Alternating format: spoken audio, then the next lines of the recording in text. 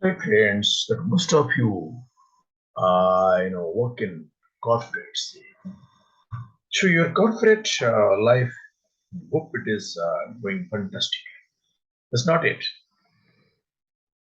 See, in any corporate, the workplace, a lot of interpersonal conflict is going on. So can you tell me? I mean, in a workplace, there is no conflict. So every enterprise that brings people together is bound to run into difference at some point. The reason is that the people are not difficult. The people are different. That is just part of life. But it means that for a workplace to thrive, its leaders need to know how to resolve conflict. Here are some of the fundamentals I go over. So with my leadership coaching clients,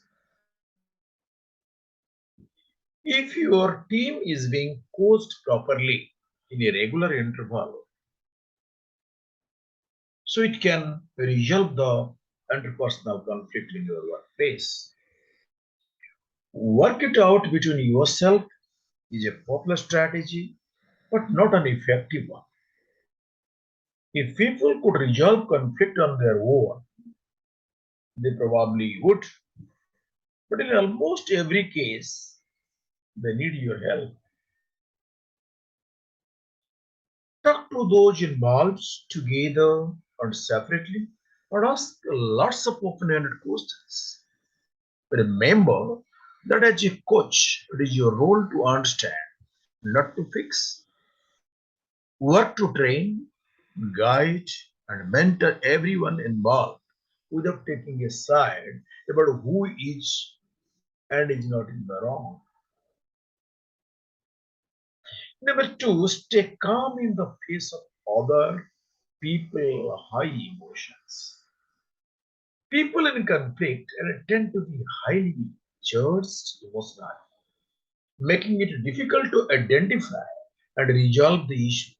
And when you set an example of composure and calmness, you help others calm down without calling anyone out for being too emotional. Number three, focus on the conflict at hand and stay away from the past. You know that people are in conflict always refer the past, but for them, past has already mingled in the past. So conflict usually comes with some history, and people often show up to a resolution season with a long list of past issues. Just stay away from old grievances and concentrate only on the conflict at the hand. It's enough for the parties involved to resolve what is in front of them in.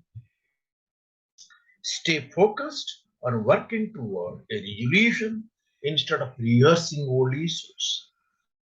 Embrace the willingness to compromise or collaborate. To reconnect between the two individuals who are in conflict, one has to compromise and collaborate. Once the conflict has been clearly defined, it's time to move on to the most important work. Reaching a resolution that everyone can agree to. Sometimes one party is more adamant than the other, which calls for compromise. On the other hand, when both parties are invested in the solution, you can move to the collaborative resolution. As a leader, you need to understand what type of situation you are dealing with. The fifth point is keep relationship at the center stage. See, a corporate is running or moving or functioning with some sort of relationship tied among The people, when all is said and done, conflict is usually just a small roadblock in an otherwise strong relationship. Whether you need to remember the good times or discuss the different topics, remind each person how important this relationship is to the organization, how they are working towards the same goal, and the importance of finding common ground. Interpersonal conflict is an inevitable part of our professional life. But if you don't have to sacrifice progress or growth when people don't get along, study and practice the element of conflict resolution so you can bring your leadership to bear on workplace conflict.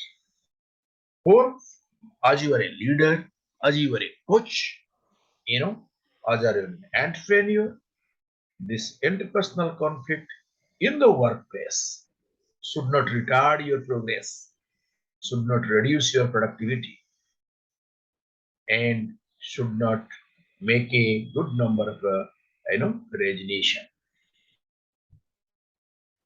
And always as a leader, as a coach, as an entrepreneur, lead from your body, mind, and spirit.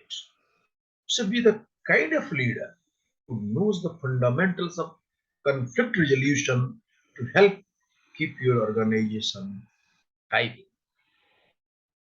Thank you for your patience hearing. Thank you so much.